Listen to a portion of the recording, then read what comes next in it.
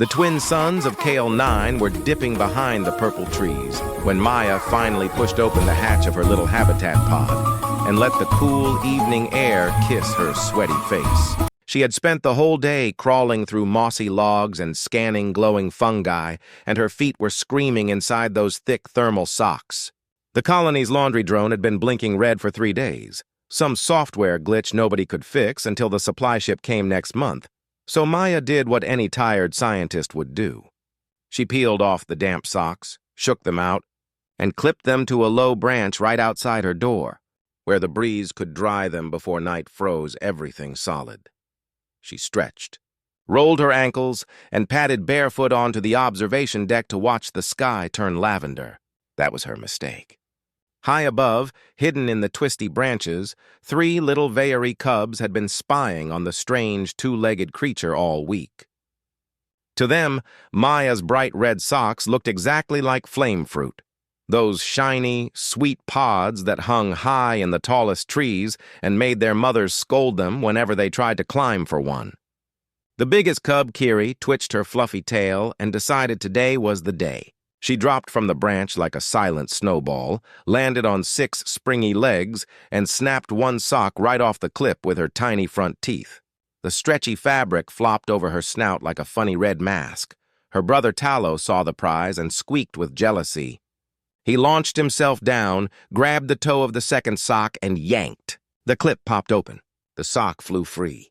Little Nix, the smallest, latched onto the heel with all 4 back legs and dug in. In 2 seconds flat, the 3 cubs were racing across the forest floor, socks flapping behind them like victory flags. Maya spun around just in time to catch a blur of silver fur and red cloth disappearing between the glowing ferns.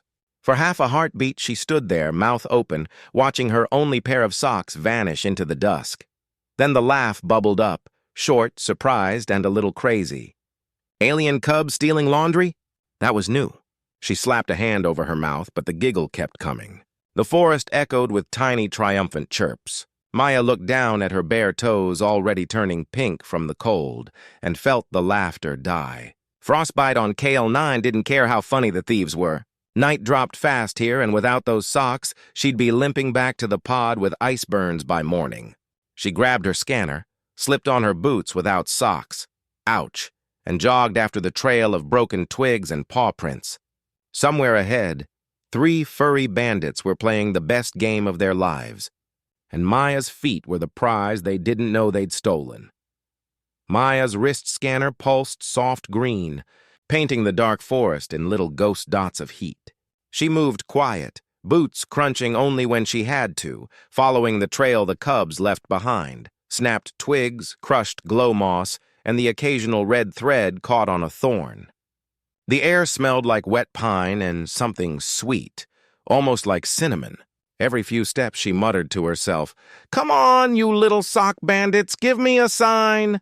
The trees opened up without warning. Moonlight poured into a round clearing no bigger than her living room back home. And there they were, 3 fluffy balls of trouble locked in the fiercest tug-of-war she had ever seen. Kiri, the bold one, had the left sock clamped tight in her front jaws, ears flat, eyes blazing. Tallow wrapped 2 middle arms around the toe end and dug all 6 feet into the dirt, growling through his teeth. Little Nix had the heel in a 4-legged death grip, tail straight up like a flag, sliding backward inch by inch. The sock stretched longer than Maya thought possible, threads popping, tiny ping sounds in the night. She dropped to her knees behind a fat fern, heart thumping loud enough she was sure the cubs could hear it. Her fingers found the record button on the scanner. Voice low, she whispered, "Note to self, Veery juveniles assign high status to stretchy human foot coverings. Possible trade item?" She almost laughed at her own seriousness, but the game in front of her was too intense. The cubs weren't playing for fun anymore. This was serious pack business. Winner gets bragging rights for a month. Then it happened. Snap! The sock split clean down the middle, one half flapping from Kiri's mouth, the other dangling from Nix like a sad red flag. Dirt flew. All 3 cubs tumbled backward in a heap of limbs and surprised squeaks.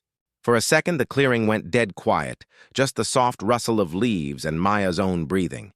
Kiri sat up first, shook dust from her fur, and stared at the torn prize. Tallow poked his half with a paw, confused. Nick sniffed hers, then looked up and locked eyes with Maya. 6 glowing blue dots in the dark, wide and guilty, but not scared. Maya froze. She had broken every field rule about staying hidden, but her bare toes were already numb inside her boots, and the night was getting colder. The cubs tilted their heads in perfect unison, ears twitching. Kiri let out a tiny, questioning chirp. Tallow answered with a huff. Nix took one brave step forward, dragging her sock scrap like a trophy. Maya's hand hovered over the emergency beacon on her belt. One press and the whole colony would come running, lights and noise and protocol. But something in those glowing eyes stopped her. They weren't afraid of her. They were waiting to see what the funny two-legged creature would do next. The torn sock lay between them like a dare. Maya swallowed, crouched lower, and did the only thing that felt right. She opened her empty hands and showed her cold, pink feet. The cubs blinked. Then Kiri dropped her half and barked once sharp and clear. Game on! Maya's boots were off now, kicked aside in the soft moss. Her toes curled against the cold ground, but the pain was worth it. Kiri had dropped her half of the sock and let out a low, rumbly growl. Not angry, but the kind of sound a puppy makes when it wants to play. The other 2 cubs bounced on their 6 legs, tails flicking like flags. Maya knew the rules. Do not engage with juveniles. Observe only. But her feet were turning purple and the cubs weren't running. They were waiting. She took one step into the clearing. Then another. Palms open, fingers spread. No sudden moves. Tallow flicked his scrap of sock toward her like he was tossing a ball. It landed at her feet. Maya bent slow, picked it up, and tugged gently. Tallow yanked back.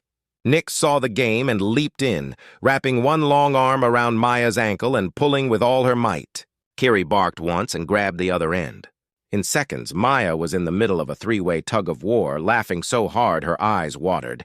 The sock stretched again, pop, pop, pop, threads giving way. Nix used Maya's leg like a tree trunk, climbing halfway up to get better grip. Maya stumbled, caught herself, and pulled harder.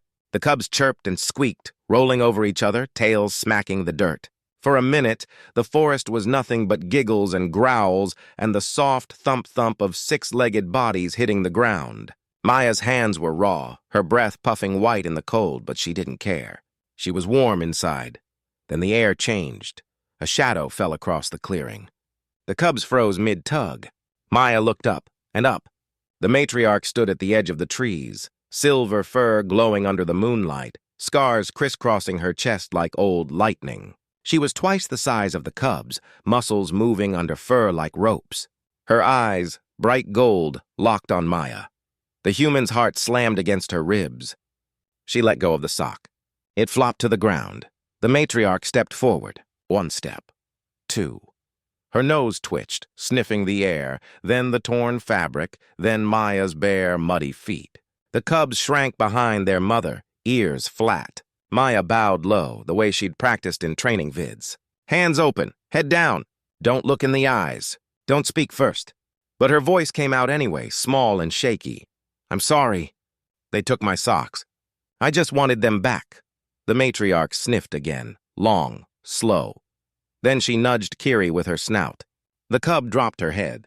Tallow and Nix did the same. The big Vayari looked at the ripped red pieces, then at Maya's cold toes. Her ears flicked. She didn't growl. She didn't bare teeth. Instead, she sat, slow and heavy, and stared. Not angry, curious, like she was waiting for Maya to finish the story. Maya swallowed. Her feet were ice now. She pointed to her boots, then to the sky, then rubbed her arms. Cold. Need warmth. The matriarch tilted her head. Then, with one claw, she scratched a line in the dirt between them. A question. Maya's breath caught. This wasn't protocol. This was something new. She glanced at the cubs. They were peeking out, tails wagging just a little. The matriarch's golden eyes never left Maya's face. Friendship or trouble? Maya didn't know, but her toes couldn't wait. She took a chance. She picked up one torn sock half, held it out, and smiled. Small, nervous, real. The matriarch sniffed it. Then, to Maya's shock, she nodded. Just once. The cubs exploded into happy chirps. The game wasn't over. It was just beginning.